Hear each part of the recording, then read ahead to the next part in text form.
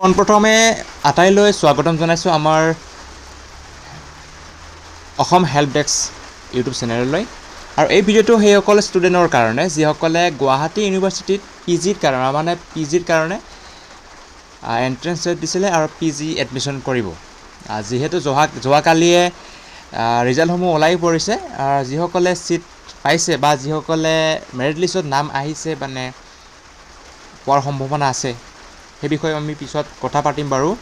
আমি মেৰিট লিষ্টবোৰ পিছৰ ভিডিঅ'বোৰত আমি আলোচনা কৰি আছোঁ। এই ভিডিঅ'টোত আলোচনা কৰিম যে ডকুমেণ্ট কি লাগিব ডকুমেণ্ট কি লাগিব এডমিশ্যন কৰাৰ সময়ত, বা এডমিশ্যন কৰাৰ বাবে কি ডকুমেণ্ট নিব লাগিব এডমিশ্যন কৰাৰ দিনাখন। আমি ইয়াতে PDF-টো আপোনালোকক দেখুৱাই আছোঁ। প্ৰথম কথাটো লাগিব HSLC মানে ক্লাছ 10ৰ মাৰ্কশ্বিট আৰু চাৰ্টিফিকেট, জেৰক্স কপি আৰু অৰিজিনেলটো লৈ যাবা।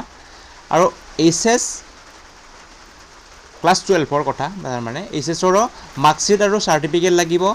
তাৰপিছত লাগিব অল ছেমিষ্টাৰ মাৰ্কশ্বিট UG, যিটো BA কৰিছিলা, BA বা BSc BCom যিসকল কৰিছা, মানে গ্ৰেজুৱেট যদি UG যিটো কৰিছা সকলো গোটেই ছেমিষ্টাৰৰ মাৰ্কশ্বিটকেইখন লাগিব, গোটেই ছেমিষ্টাৰৰ মাৰ্কশ্বিট লাগিব।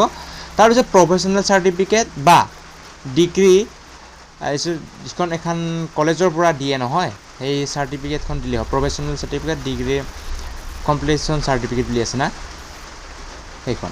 আৰু ৰেজিষ্ট্ৰেশ্যন চাৰ্টিফিকেট লাগিব, বা মাইগ্ৰেশ্যন চাৰ্টিফিকেটটো ৰেজিষ্ট্ৰেশ্যন চাৰ্টিফিকেট হ'লেই হ'ব, যিহেতু মাইগ্ৰেশ্যন চাৰ্টিফিকেট সোনকালে নিদিয়ে ইউনিভাৰ্চিটিবিলাকৰ পৰা। তাৰপিছত এডমিট কাৰ্ড আৰু এপ্লিকেশ্যন ফৰ্ম, যিটো GUPGTৰ কাৰণে যিটো ফৰ্মখন আছিলে, ফৰ্ম ফিল আপ কৰাতে ফৰ্মখন লাগিব, আৰু যিখন এডমিট কাৰ্ডেৰে তুমি এক্সাম দিছিলা সেই এডমিট কাৰ্ডখন লাগিব।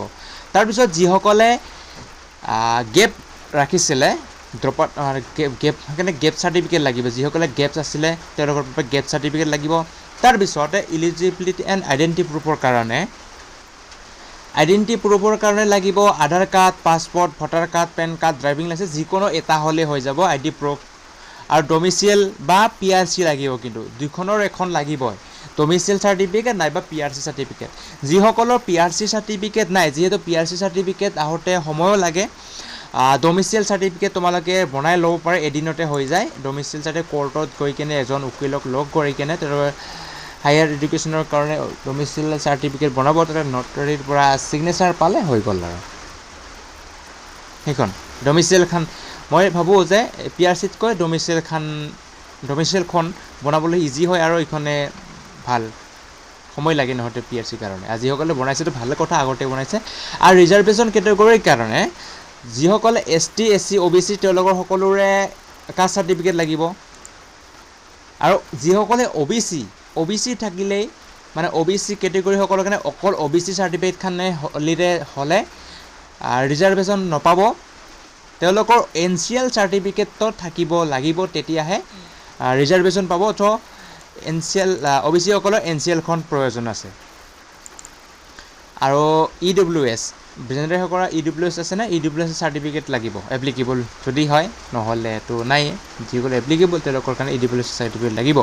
তাৰপিছতে আদাৰ চাৰ্টিফিকেট, যিসকলে EC কেটেগৰী NCC আৰু NSS আছিল তেওঁলোকৰ চাৰ্টিফিকেটসমূহ লাগিব। যিসকলে ফিল কৰিছে ফৰ্ম ফিল আপ কৰোঁতে, যিহেতু তেওঁলোকে ছিলেকশ্যন কৰিছে যদি, তেওঁলোকৰ এই চাৰ্টিফিকেটসমূহ প্ৰয়োজন হ'ব। আৰু ফ্ৰী এডমিশ্যনৰ কাৰণে ইনকাম চাৰ্টিফিকেট লাগিব, আৰু ইনকাম চাৰ্টিফিকেট নহ'লে ৰেচন কাৰ্ড লাগিব, জেৰক্স কপি, আৰু অৰিজিনেলবোৰ লৈ যাবা, তেওঁলোকে হয়তো চেক কৰিব পাৰে। তাৰপিছত এণ্টি ৰেগিং এফিডেভিটো লাগিব। আৰু এণ্টি ৰেগিং ক'ত বনাইতো আপোনালোকে হয়তো জানে, বিভিন্নজনে। এণ্টি ৰেগিং এটা ৱেবছাইট আছে, এই ৱেবছাইটটো হৈছে www.antiraging.in গৈ তোমালোকে ফৰ্ম ফিল আপ কৰিব পাৰিবা। এইটো গুৱাহাটী ইউনিভাৰ্চিটিৰ পৰা এই ফৰ্মখন প্ৰভাইড কৰিছে আমি জনাত, এইখন তোমালোকে চাই ল'বা। আৰু এইবোৰ সম্পূৰ্ণ ইয়াত for any problem contact number দিয়া আছে, এই কণ্টেক্ট নম্বৰ আপোনালোকে কণ্টেক্ট কৰিব পাৰিবা তেওঁলোকৰ ইউনিভাৰ্চিটিৰ, যিহেতু হেল্প ডেস্কবোৰতো তেওঁলোকক দিয়া হয়।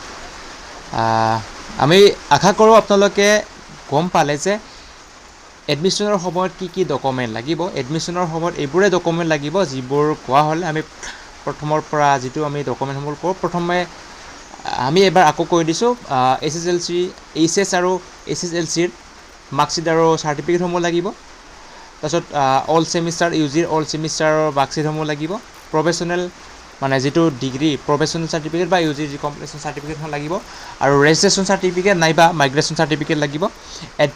এডমিট কাৰ্ড আৰু এপ্লিকেশ্যন ফৰ্মখন লাগিব, যিটো PGত এপ্লাই কৰোঁতে যিটো এডমিট কাৰ্ড ওলাইছিলে আৰু এপ্লিকেশ্যন ফৰ্ম সেইখন লাগিব। আৰু গেপ চাৰ্টিফিকেট লাগিব, যিসকলৰ গেপ আছিলে, যিসকল নাই তেওঁলোকতো নালাগেই, কাৰণ ৰেগুলাৰ হয় যিহেতু।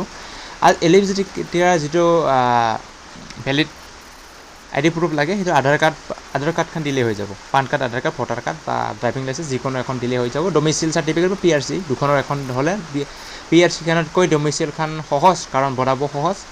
যিসকলৰ নাই তেওঁলোকে এদিনতে বনাব পাৰিব, ভাল এজন উকিলক ধৰিলে হৈ যাব। তাৰপিছত কাষ্ট চাৰ্টিফিকেটখন লাগিব ST OBC আৰু SCৰ কাৰণে।